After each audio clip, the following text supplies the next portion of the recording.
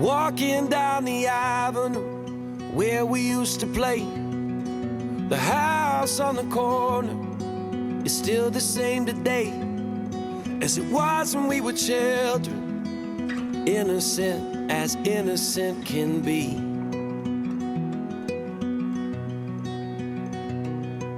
I borrowed all your records, you borrowed mine from me.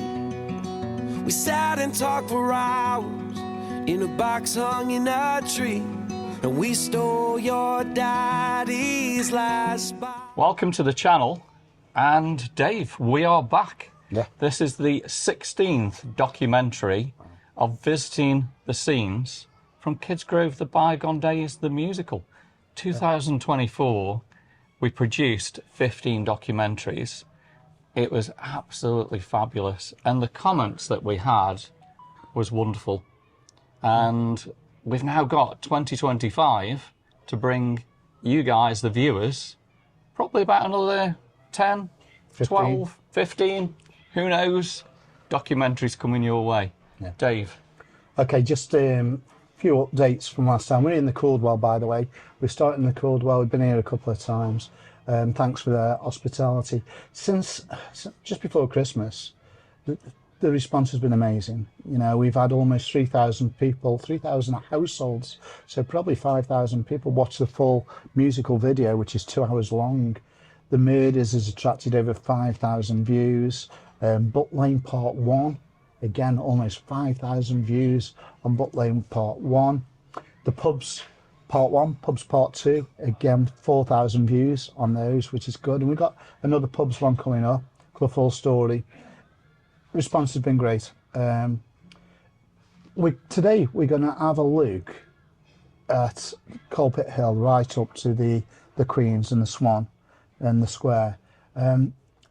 Since the last video, Butt Lane Part 1, we had that many people comment that I'd like to see more. Can you help me with this? Can you help me with that?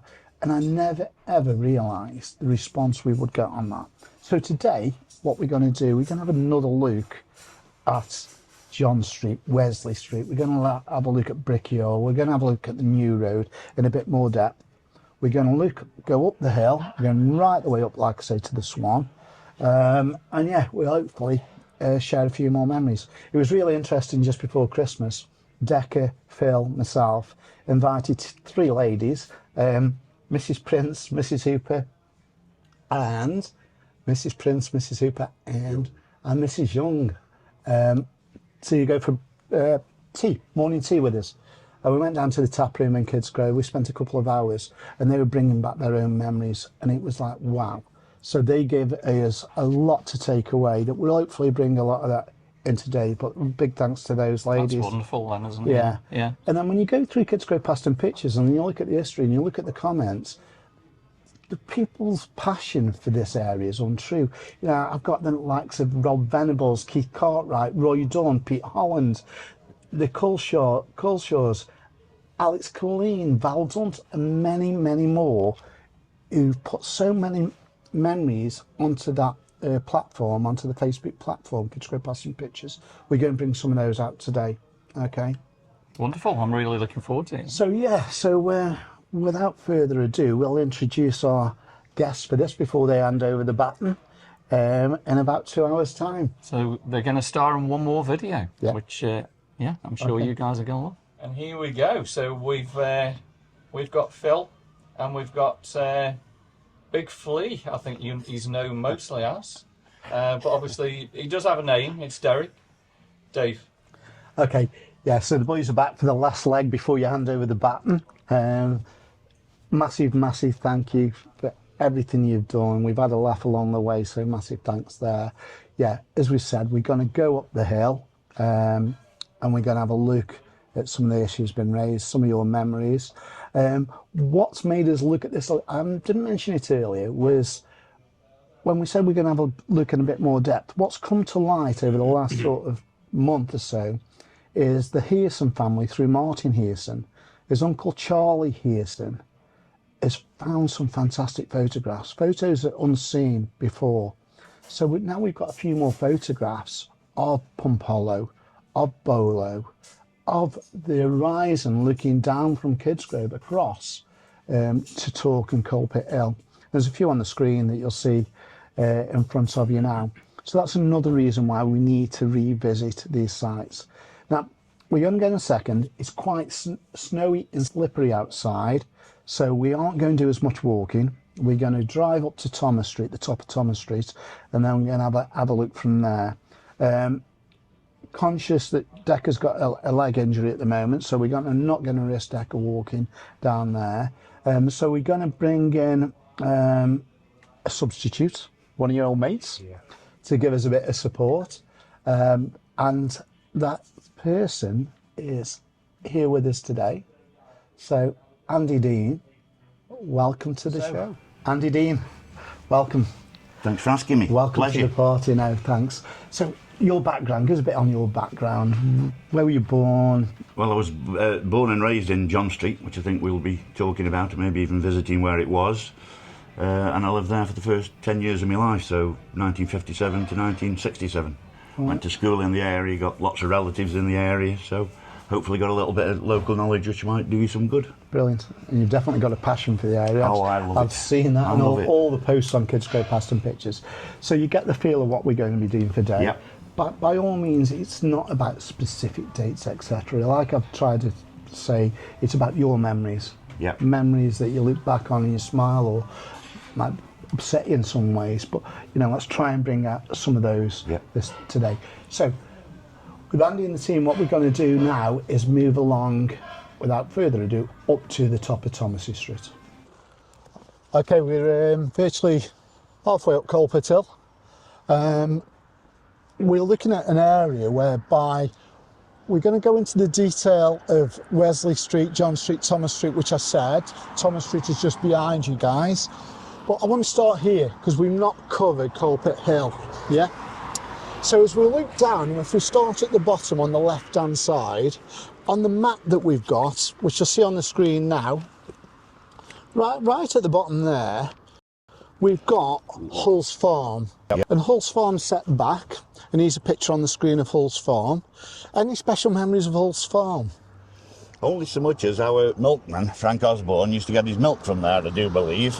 Right, okay. But I don't know whether I knew much about the Hulseys themselves, whether they had children or not. I have no memory of them. It's very interesting because there's a Philly Pulse who I've been doing some work with, and the Hulseys owned a lot of the farm area within this area, and that farm was obviously one of theirs. Also, Hulse was involved with the murder at the Swan. It was his great grandfather, the Swan, but we'll come on to that a little bit later. But yeah, you mentioned milkmen. I got names like Nixon, the milkman. I think I got Jarvis, the milkman. Somebody mentioned Osborne, but then somebody mentioned Osborne's dairy was down on Glebe Street at Butt Lane. There was a dairy, wasn't there, Dan? There was certainly a dairy there, I don't know. Yeah. You just mentioned Osborne. I think you're right. Frank Osborne, I don't think it was his dairy. Yeah. But he did get his. Someone corrected me on the website. Right. That he used to get his milk from that one in Glebe Street. Right. Okay. Yeah. Well, again, there's so many memories of Hulseys Farm. The children, Adrian and maybe Anne, collecting potato peelings from around all the houses in Butt Lane and Torque for the pigs, and some great stories there on Kidsgrove Past and Pictures on those. But now, if you ask Derek, he worked as a round boy with one of the milkmen. Did he? Yeah, he did. Right, and might have been Nixon's. And just in front of Hulseys Farm, we've got a building that was set back here, where the buses turn round. Yep. Was that a shop or? Just houses, as far as I remember. Yeah. I don't ever have any memory of being a shop there, Dave. Can you remember the buses turning around? I do remember it very, very well. Yeah. And you earlier on said it was Brown's. I think PMT also used to turn around there because I think the number 3, for whatever reason, didn't always go all the way to Kidsgrove. It stopped there and turned back around again. Yeah. Again, there's so many memories on there that Luca certainly he refers to Brown's buses, and I think Martin Earson puts a couple of memories on there. And they used to stop at the lights where the lights are now, and after reversed back up and turn around by, is it Mrs. Clancy's? Yeah, that's right. Mrs. Clancy's house, and you can see that on this photo on the screen now. I'm circling where Mrs. Clancy's was. I'm circling here is exactly where they used to turn around, and here's a few other pictures. If we look opposite there then, and on here, we've got Dean's on the corner. Yep. Dean's Chippy, which is a relation. That's me granddad's brother, Don, ran the Chippy with his wife Elsie. But poor old Don never gets a mention. It's always Elsie's chip shop. Right. But they actually started that in John Street. Yeah, so it was in the front room of one of the houses on John Street, which I know we'll touch on later. Right, okay. And I don't know whether anybody else remembers this, but as you go into the chip shop, on the left-hand side, they actually had a dining room as well. Right. So you could actually eat in, as well as going there and have a takeaway. Okay. I've got information before Dean's Chippy, it was actually the Collier's Arms. Yeah, it was. And the Collier's Arms boozer, where all of the Bunkers Hill staff used to get paid within the Collier's Arms. Yeah. But we're talking 1900s when it was the Colliers. But I've just touched on Bunkers Hill. Bunkers Hill from there, if we're looking down, Bunkers Hill was over there? Bunkers Hill would have run virtually almost where the main road is now, where Linley Lane is. It ran along parallel with Linley Lane opposite the Caldwell Arms. It didn't come up this far. No. Although there was a quarry as well. Yeah, I've got pictures of the quarry, and here on the screen there's a picture of the quarry. Which belonged, I think, also to Bunkers Hill. Yeah. But the colliery itself was sort of a strip of land which would have gone from where the traffic lights is, the corner, right the way along there past where the buildings and Jenkins and Fidgeons and all those buildings used to be. Okay. But didn't come this far back. Okay. They built a new estate called Bunkers Hill down to the bottom of West. Yeah. They have, they have. It's been, and I don't know why they chose to call it Bunkers Hill with being down there, but I do know there was a tramway that ran from Bunkers Hill pit all the way down to the wharf down at Church Lawton. Yeah. And you said you can recall as a child. Yeah. I think the walkway's still there, Dave. I still think you can walk on the path there down to the canal. I've got a few pictures on the screen here that actually show the tramway when it was in operation. Yeah. The tracks were there in the late 60s, early 70s. Yeah. Which really is interesting down there as well.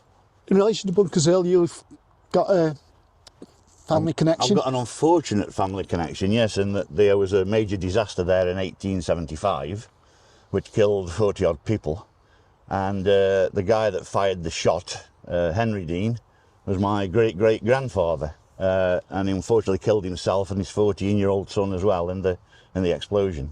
Right. Because that was, we covered it in the mining pit disasters within one of the videos, and I think there was 43 were killed, men and children, like you've just touched on. 42 bodies were recovered from that. But we do cover the pits, and we do cover that disaster.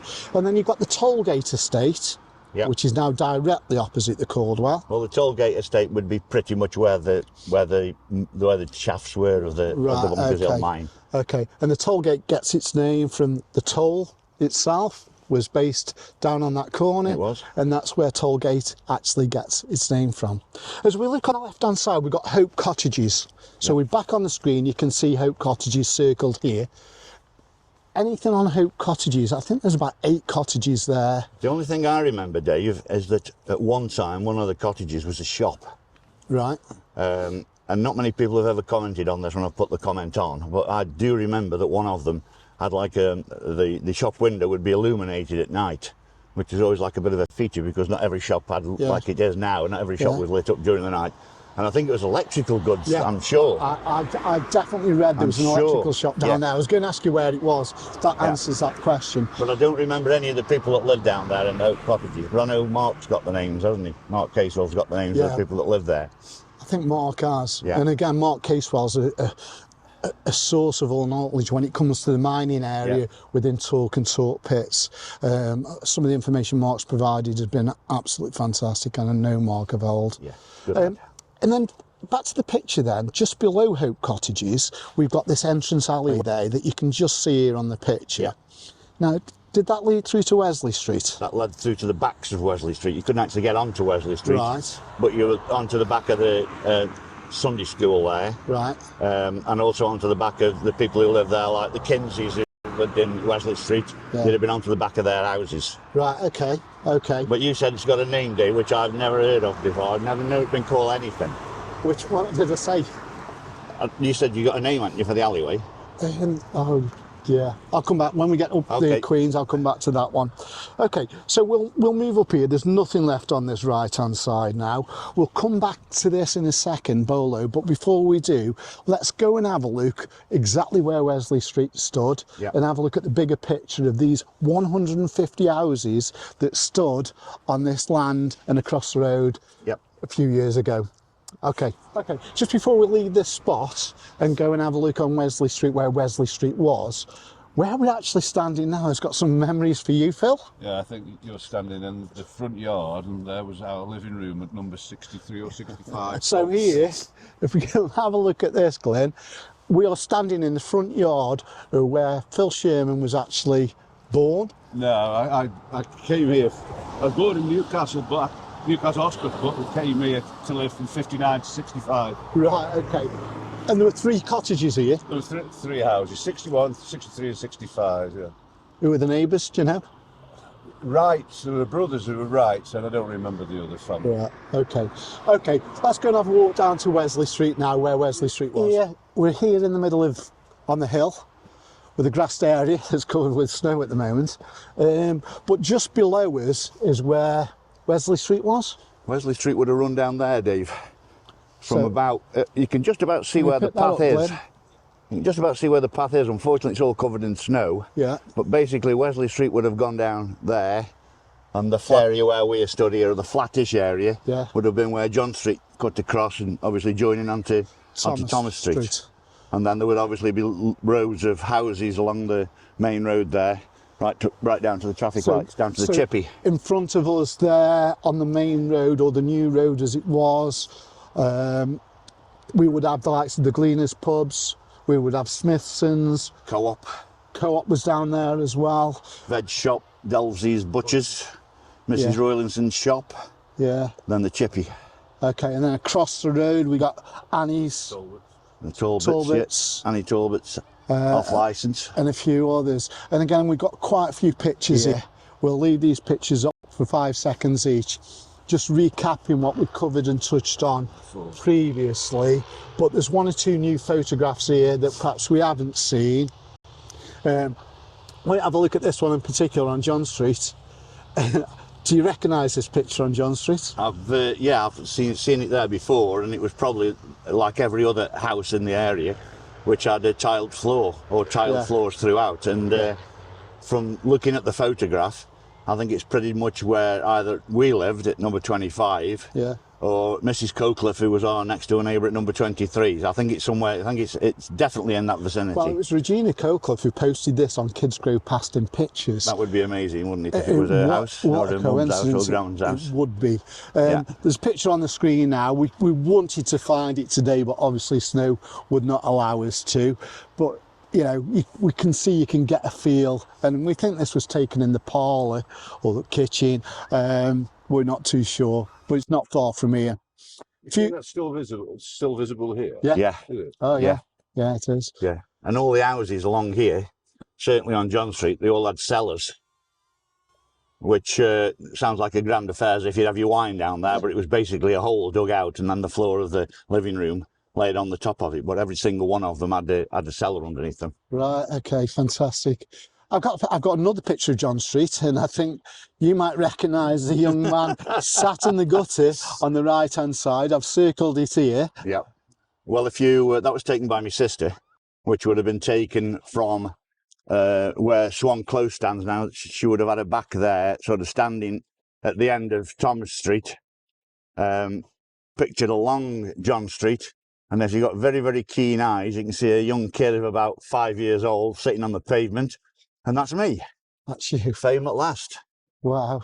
And we've touched on them. We touched on some of the shops before down there, on John Street and Wesley Street. The bonfire night on there. Was that Wesley Street there?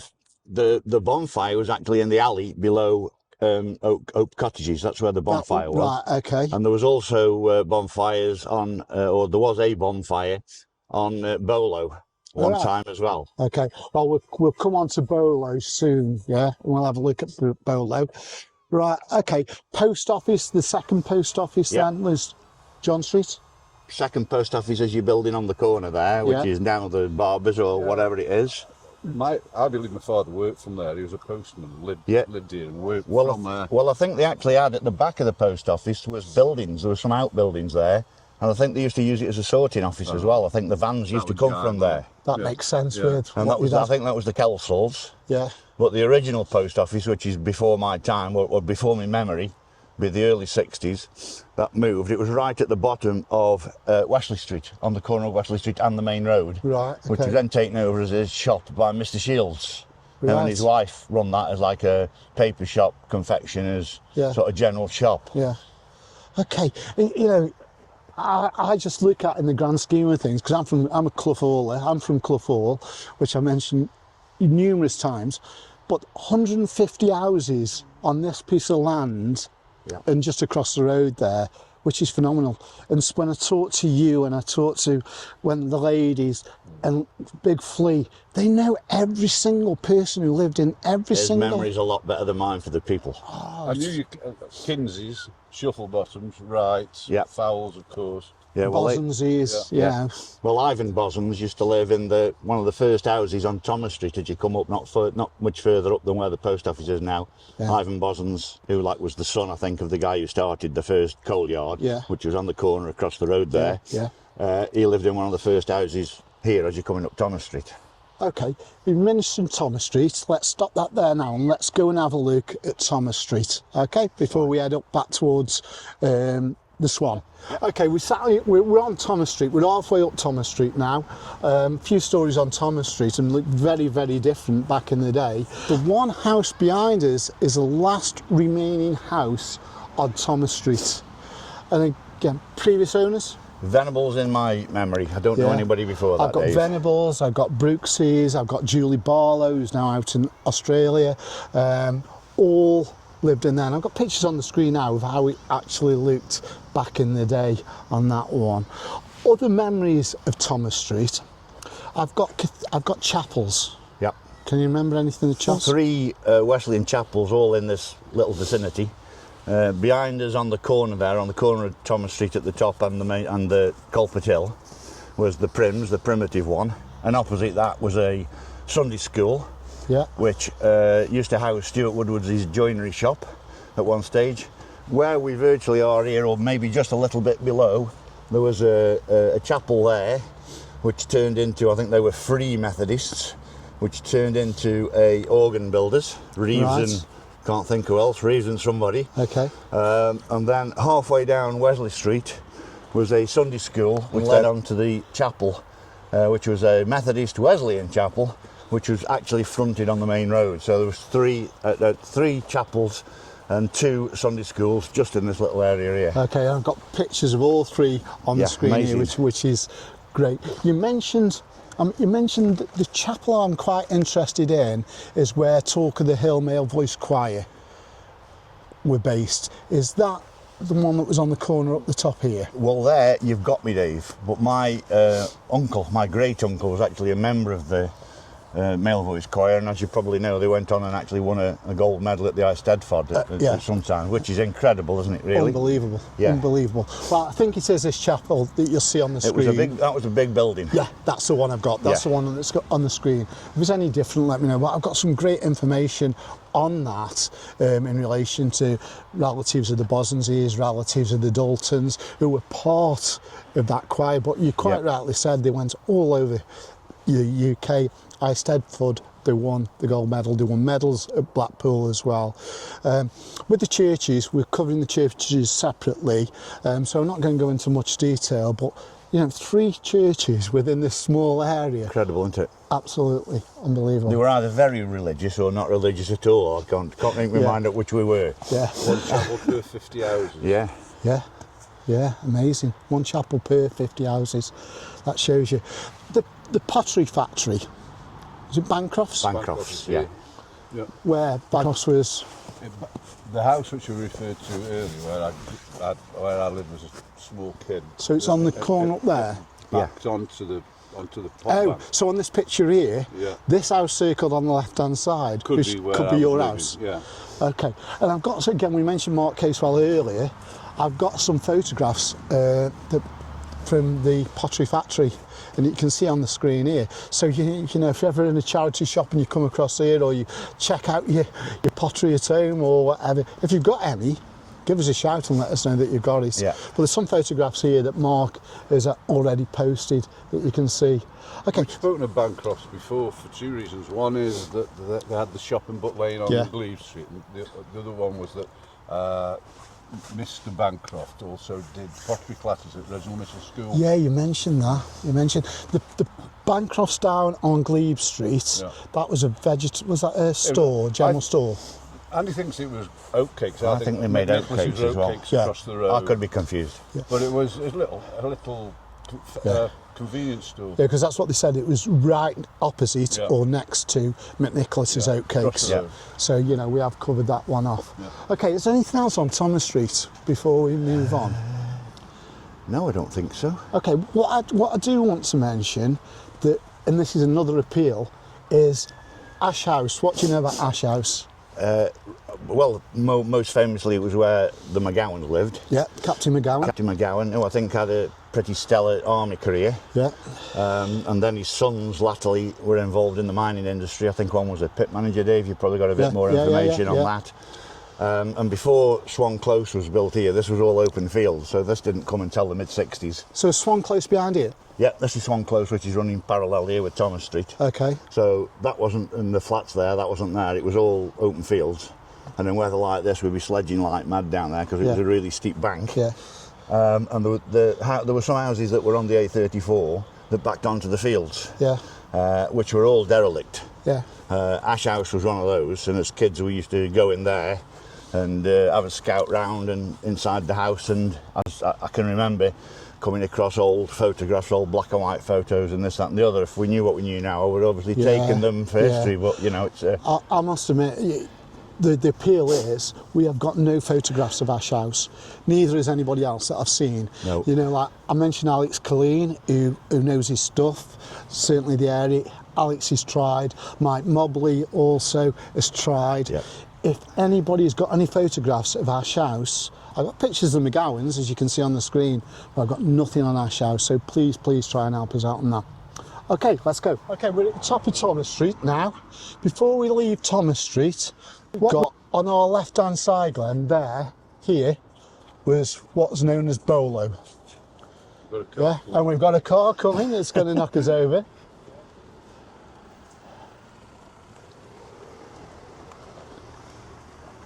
We'll let that past. Okay, we'll just cut that. Carry on filming. So, we're top of Thomas Street, like I said. Bolo was just, am I right in thinking? Virtually opposite the top of Thomas Street here, there was a wooden fence with a gate in it, and then some steps up which went between the tennis courts on your right hand side, which were set lower down. Yeah. And on the left hand side was the old bowling green where we used to play football on. Now that was our pitch. Right, okay. Am I right in thinking that Bolo gets its name from Bowling Green? One would assume so, yes. Yeah. Am I also right in thinking that Bolo was owned by one of the primitive Methodist churches? The church which stood behind us here, which I think was the Prims, it's my understanding that they had the tennis courts and the bowling green built for their members. Okay. Okay. Is there a story about a Bolo ghost? There is a story about the Bolo ghost, but I'll leave Mr. Fowle to fill you in on that. Okay, make sure... because he was present. Make sure we do when we get back into the Queens. Okay, looking uphill now, before we move on, here's a picture again of the hill back in the day. Now, we'll go round to Morsey's and Hilltop School in a second, but the one thing that people have mentioned, that was a dentist on the left-hand side here. No memory of that, Dave, at all. I don't know when that would be. No, and I don't know which one it is. So again, another appeal, if anybody knows where that dentist was. Because there was one obviously on Congleton Road, as you're going down there on the right. Yeah. but I had no memory of one being up here. Yeah, I've read that there was one where those white buildings are there. Right. You can just see where the white van is. I believe it was somewhere there. But if anybody can help us out on that one, that would be great. Okay, let's go up to Talk Club. We're at the bottom of Swan Bank. We're going to cover a few bits off here. Decker's joined us after being sat in the warmth of the car for the last sort of half an hour. Cold, isn't it? It's cold. Yeah, Swan Bank behind me, leading up to the Swan and the Queen's, where we're going to go shortly. Swan Bank, I'll talk more about Swan Bank and a disaster that took place many moons ago when we get up to the Queen's. But what I want to look at first, Hilltop School. There behind the Hilltop School, that's where it was. The building you see in front of you is a Tufty Club. It's a youth club. A youth club. Youth club in the early 70s for sure. And Phil's got Mid 60s, it was there when I was at school. so the Tufty Club was the youth club. Okay. Things like table tennis and stuff like that. And they used to have a regular Wednesday trip to Newcastle swimming bath, I remember. It was well. Okay, so the building, that's the building in front, we can directly, the school sat behind there, Hilltop School. Still there, Dave, the school is. Is it? Yeah, building's still there. Is it? Yeah. I've got a number of pictures of Hilltop School, Hilltop, the classes. I've got classes from the 70s, 60s, 70s, 80s and 90s that I'll put on the screen here. But remember, like I said, we're going to be covering schools separately. Behind me here, where this house is, this little housing estate, that's where the famous Talk Club. Yeah.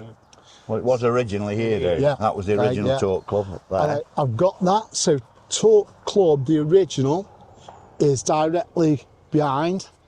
It's behind these bushes here. And you can see the house here circled where Talk Club was. The Talk Club car park was just to the right here. And again, we've got photographs of that. But Talk Club itself sat on this bend here. And there's so many memories about Talk Club. You got many memories yourselves? I remember it being built because I was at school next door, so that would have been built in the mid 60s, something like that. Yeah. But I'd moved away in the late 60s, so I wasn't actually drinking or around this area. I think you, Derek, could spend a few hours in there, didn't you? Yeah, I'm with the family, with my father. Again, I got quite a few photographs of Talk Club in its day. I had my 21st in Talk Club. We used to come up on a Sunday and used to queue outside Talk Club because the bingo, the winning the gallon bottle of whiskey, which everybody used to come for. It's fantastic memories of the club itself. And when we cover pubs and clubs, we'll touch more on Talk Club as well. There used to be a big queue here as well, at about 10:30 every weekend night. Do you remember why? Chip shop. Chip van. Chip van. Chip van there. Every Friday, Saturday and Sunday, chip van. Did, yeah. Absolutely brilliant. Yeah, but many memories of this. Now, I don't know much about the Coppice and Foxholes and Rock Lane, is it? Or Rock Lane. Rock House Lane. Yeah. Yeah, that's it, Rock House Lane, Derek, yeah. Lane, yeah. There used to be the big house down there, which is just off Lynn Avenue. Right. It's vacated now by Big Jerry, the Irish lad. Do you know Jerry, their family? No. So, but that's down there. That was down there. Down this. And this led down, or still leads down to Linley Lane? Yeah. Yeah. Okay. Okay. And of course, Dave, before the new road was put in, this would have been the main thoroughfare down to Allsager and Church Lawton, because they would have turned down. This was still called Linley Lane. It was only latterly called the Coppice. Yeah. So this would have been the original road down to Allsager and Lawton. Right. So they come from Chesterton, all down the way down through CoalPit Village, up to here. And then down there. So that's why there was a toll down in the village, CoalPit Village, and there was an original lodge where we got the lodges to the Clough Hall estate. Yeah. There was one of those down at the bottom of St Martin's Road as well. And that was only moved when the new road came in, and they put the lodge back where it is now. Correct. Telford's New Road, 1826, 1827. Okay, it's getting really cold, guys. I suggest we go up to the Queen's. We'll have a look at the square, we'll have a look at the cross, and then we'll go and get a well-deserved cup of, or bottle of lager, brandy, whiskey. Okay, let's go up there then. Yeah. Okay, one thing before we actually leave here and go up to the Queen's is talk fireplaces. If we look behind, we can see this picture here. We can see the picture whereby talk fireplaces were on the left-hand side, where the White House is. Okay, there's some pictures here. We also had a number of companies here, didn't we? So we had Hewitson's, which later became Talk Fashions, that moved down to West Avenue. Yeah, that was here. We had the girls' school. Yeah. Which is a picture of the girls' school. And the house next door, I think, for the headmistress, I think. There was certainly a house next door, which I think was the headmistress's So the headmistress lived next door to the school. Yeah. Moses, what was Moses? Pete Moores and Johnny Moores, they used to run the fireplaces. Talk fireplaces. Yeah. So talk fireplaces were here as well. There was also a factory, a creosote factory, that also stood next to where the girls' school was on there. So, you know, there was a lot along here back in that day. A sheet metal place there, just on the, as you got to on the bend. On the bend. On the bend. The big white house there was run by Terry Alford, who worked at Freshpack. And Freshpack shut the big down. white building, Terry Alford. Terry Alford. Yeah. Freshpack. Was there a brewery? Not that I knew of. No. And if there was a brewery, he would know. We'll check up on that one. Okay, let's move up to the Queen's now, boys. Walking down the avenue where we used to play. The house on the corner is still the same today as it was when we were children, innocent as innocent can be.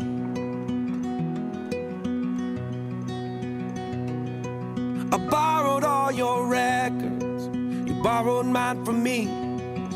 We sat and talked for hours in a box hung in a tree, and we stole your daddy's last bottle of gin.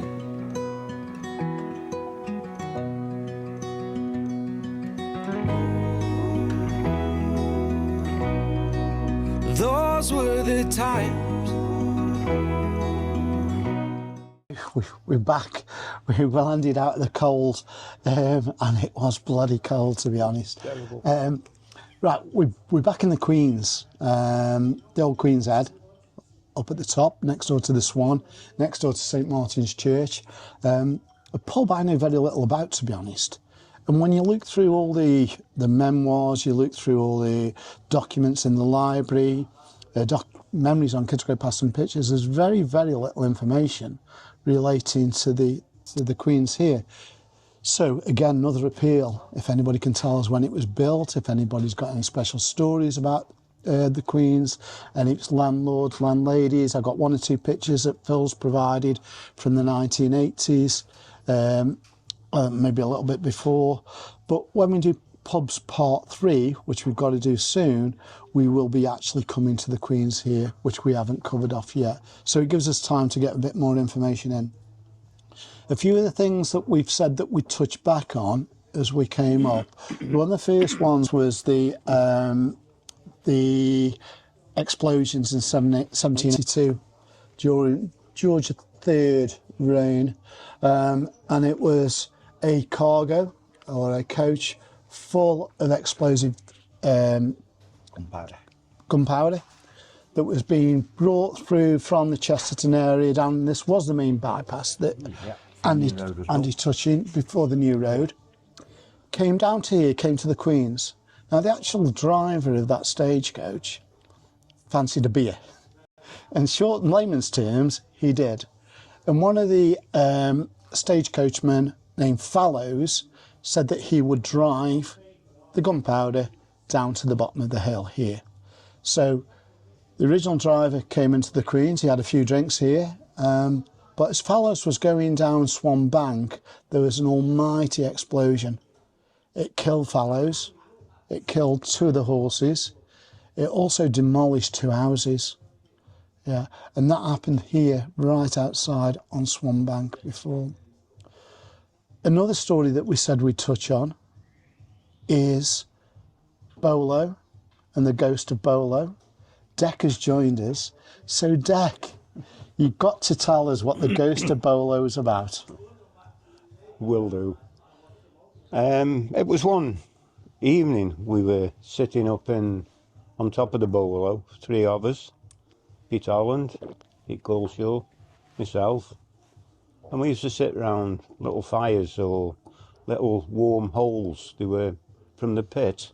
Steam used to come out, and we used to sit up there many an hour. Anyway, this evening, it was just going dark, and we were sitting chatting and nattering and having a laugh, and all of a sudden, we looked up. Well, Pete looked up first, Big Pete. He was a 20 stoner. He looked up, and we all looked at him and couldn't believe it. He got a white colour.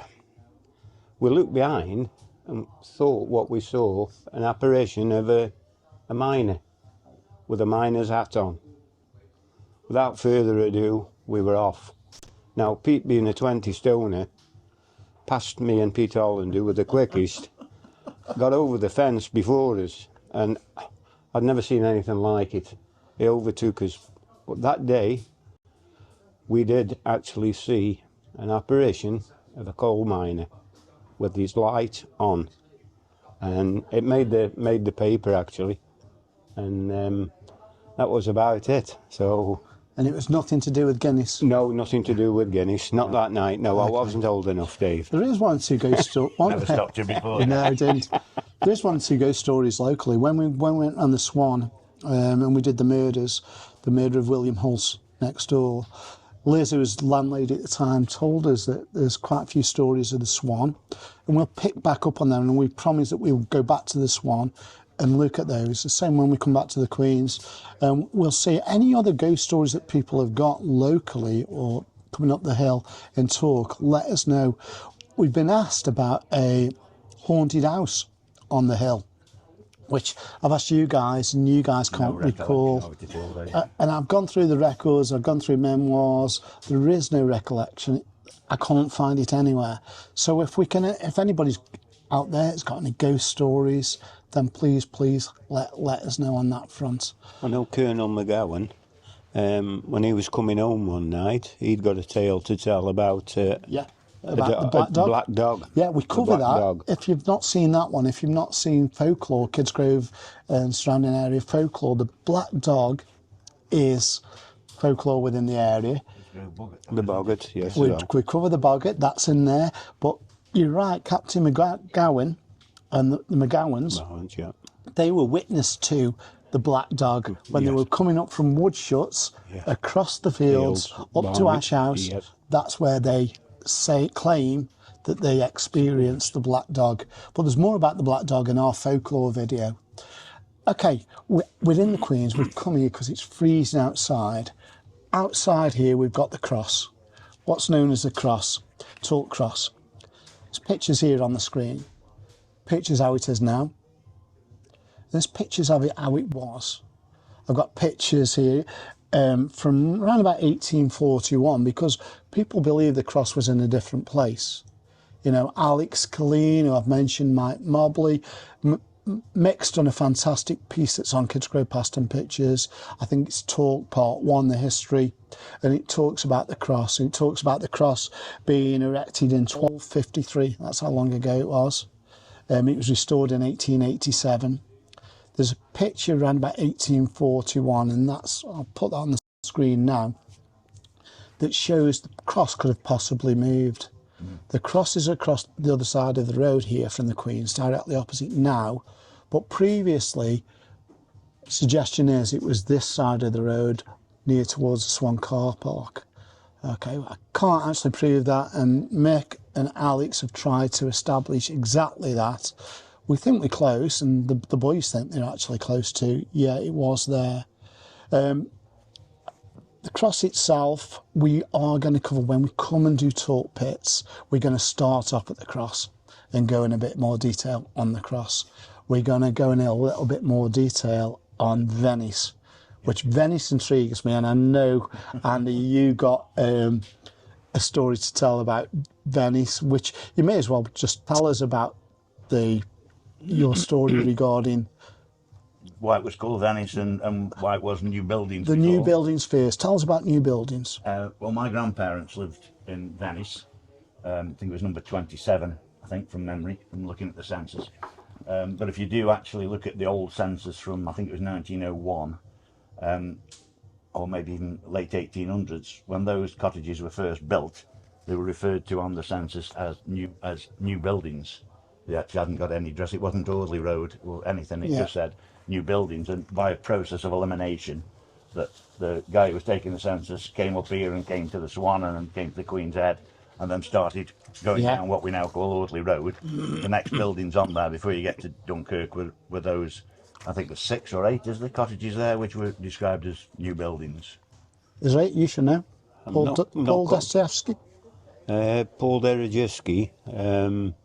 I think it's about 10, I think. Is it? 10. Yeah, you might about be right. 10, yeah. Yeah. And of course those buildings can be seen on the old photographs of Stokeontrent Hill Colliery, where somebody's taken a shot across the colliery, and you can see the back of those houses And there. again, on the screen here, you can see that, because we have actually covered this. Because Venice intrigues me, but the years that you've just said fit in with my theory where Venice name come from. Have you got a theory where the name Venice Well, my come from? granddad always told me, and again, he would have been living there at the time, was when Clough Hall became an amusement park. There were a group of players there, and I think it's on one of the posters, I think, that they were putting on the Merchant of Venice on at Clough Hall. And because the players were staying in lodgings down in those buildings, it was called Venice. That's what my granddad told me. Whether that's true or not, I don't know, but he always used to tell me that story. I totally agree with that. And whether I'm an old romantic, I think that's right. Yeah, it's called Little Venice. Little Venice, Little Dave, Venice, I was gonna because say down that. on the Clough Hall estate, between 1890 and 1902, what they actually built was a canal system, because around about 1892 in London Olympia, and I've talked about this before, is they put on a show, and it was literally the gondoliers. Yeah.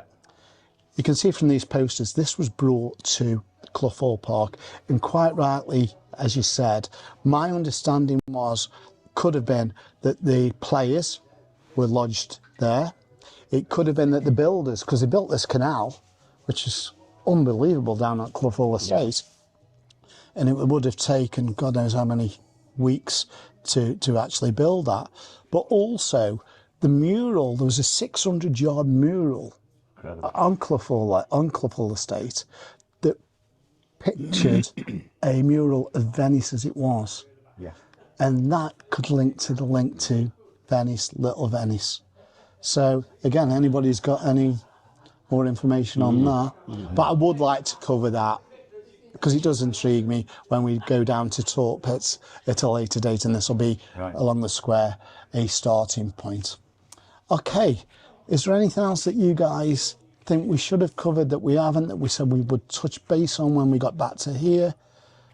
The only thing that's just come to mind, seeing as we sat here, Dave, is opposite the end of the road here, opposite Audley Road, there was 3 houses, which my dad lived in, presumably once my grandparents had moved from Venice to live there, and they were called the Dirty Three.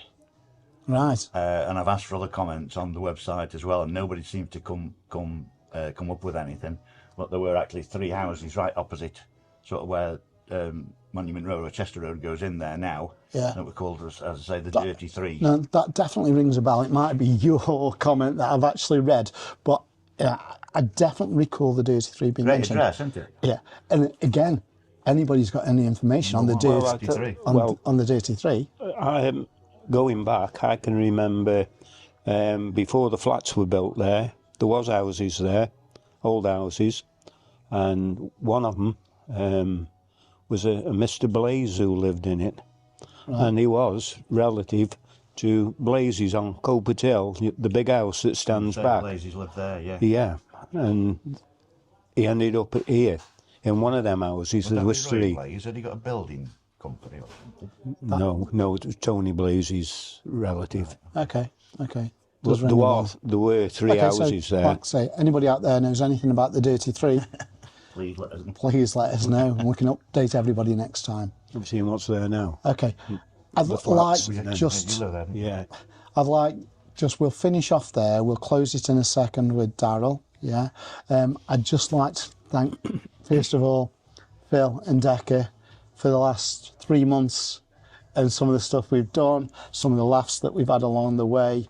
I hope you've enjoyed it, guys, because it's been so good for me. It's been quite funny at times. I'm getting messages at 4 or 5 o'clock in the morning. I've just remembered this, blah, blah, blah. But no, massive thank. And I thank you for sharing your own memories. Massive thank you to Andy for today. It's been an absolute pleasure. It's been great. And keep up the debates going on Kidsgrove Past and Pictures. You've probably seen the name that many times about talk. Now you've got a face to the name. This is Andy who puts all those on. But massive thanks. I'll say thanks now to Glenn and Daryl behind the camera. Again, amazing guys. We've got hopefully some drone footage that will accompany this as well. So we'll leave it there before I close out with Daryl, and we'll talk about what's next. Well, Dave, it's good to be back. I've been behind the scenes on that one, but the scenery today with all that freezing cold snow, I think, has added to the ambience. But yeah, I've absolutely loved it, and I hope you guys have too. It's my thank you to these guys, Phil and Derek. I can't believe the last 4 episodes have been absolutely superb. The watch hours on the channel, they're not watching me or Dave, they've been watching you guys. And certainly thank you very, very much for that. We really appreciate it. And it's good to bring Andy on board today. I'll put the kibosh on how many hours you get watching that. So as usual, Dave, we started at a pub. You brought us to a pub.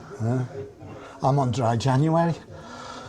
And before we raise the glasses, I mean, these guys, again, I'm sure have loved this episode today. But they're going to be asking that usual question again. Yeah. What's next? We've got so much coming up, to be honest. And every sort of week we get asked to do something more. We've still got to do Maucop, which we keep promising, but we're going to wait till the weather improves on Maucop. I'm looking for a second person to join me that knows the ins and outs of Maucop. On that, I've found one person that will be taking part. I'm looking for somebody else who's got a real keen interest on Maucop and its history. We're going to do the history of Kidsgrove Scouts. So I've spoken to David Swindles. We'll get that arranged, because you wouldn't believe the audience that Kidsgrove Scouts has got. Yeah. It isn't just local, it's actually international. So that's going to be really interesting, isn't it? So we do need to capture something on that with the Swindles guys. We've got talk pits still to do. There's so much. The schools we've talked about today, the churches, the transportation systems. There's all of that as well. And remember, back in December of 2023, all this was about just maybe one video. Yeah, we'll just do one video following the musical. We have done the 15, 16. So this is number 16 now, yeah. Okay, and the 16 that we've done are on the screen. So if you just go into YouTube and Google Kidsgrove the Bygone Days, or click on this link below, it'll take you through to all the videos. And they are being watched, which is beyond our wildest dreams. But for the next one, we've done Kidsgrove Pubs Part 1, we've done Part 2, and we're going to do Part 3. So we're visiting Kidsgrove pubs of the past, that we put the rise and fall of the public houses within the area. We've not done... We'll keep that in. We'll keep this. This is our... We will keep that in. Hey up, Bygone. I told you you're a star already. We'll miss you, Flea. We will miss you, Flea. But what we're going to do is have a look at pubs. Some of the pubs we haven't visited yet. So we're going to come back here to the Queen's, the old Queen's Head. We're going to take a look down at the Bleeding Wolf, the Traveller's Rest. We come to the Red Bull, or Bottom Bull as we know it. We're going to pick up pubs we haven't already touched on. The pubs so far, part 1 and part 2, have been really successful. Successful in a way. I've had pub landlords ring me or message me say, why haven't you covered our pub? You need to come cover our pub. And they do help us reflect. And some of the pubs that are closed, you know, I look at the Galley, I look at the Millie, I look at the Woodshuts. We need to capture that now while we can. So, yeah, that's where we're going next. Pubs, part 3. Fantastic. Well, again, I'm going to say it. I don't want to let you two go, but all good things do come to an end, unfortunately. But I think it's time for a toast. And what we're going to toast here is capturing history, creating memories for future generations. Dave, thank you for this one. Cheers. Andy. Good health, everybody. Cheers. Cheers, guys. Cheers, guys. Cheers. Thanks for watching, and we will see you on the next one. And thanks to the Queen's, old Queen's Head, and Nicky behind the bar there. Thanks for your hospitality.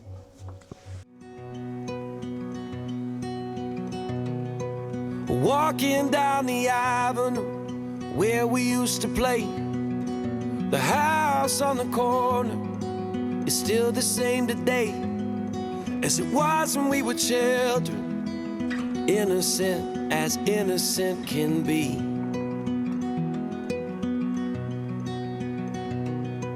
I borrowed all your records, you borrowed mine from me.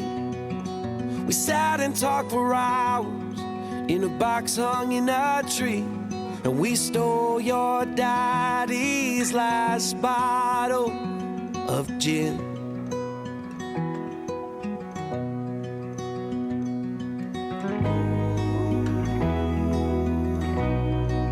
Those were the times,